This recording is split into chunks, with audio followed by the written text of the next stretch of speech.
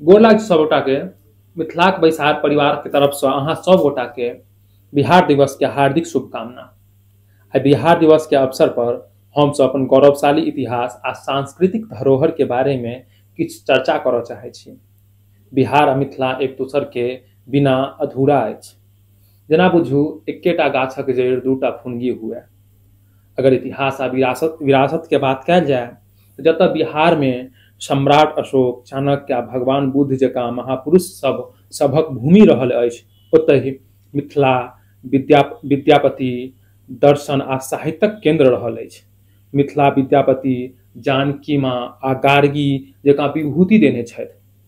अगर शिक्षा के बात करी तो जतऽ अपना सबके नालंदा विश्वविद्यालय अछि, विक्रमशिला विश्वविद्यालय अछि, ओतहि ओहि बीच मिथिला में मिथिला पंडित सभक बहुत बड़का भूमि रहल अछि।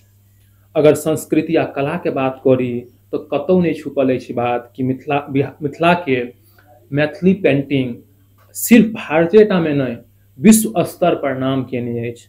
अगर धार्मिक आ पर्यटन स्थल के बात करी तो जतै बोधगया, पावापुरी आ वैशाली जकाँ धार्मिक स्थल अछि, ओहि बीच अगर बात करी मिथिला के तो जनकपुर एहन बहुत भव्य बहुत बढ़िया पर्यटन स्थल अछि जेकि हिंदू धर्मक सांस्कृतिक महत्व राखैत अछि।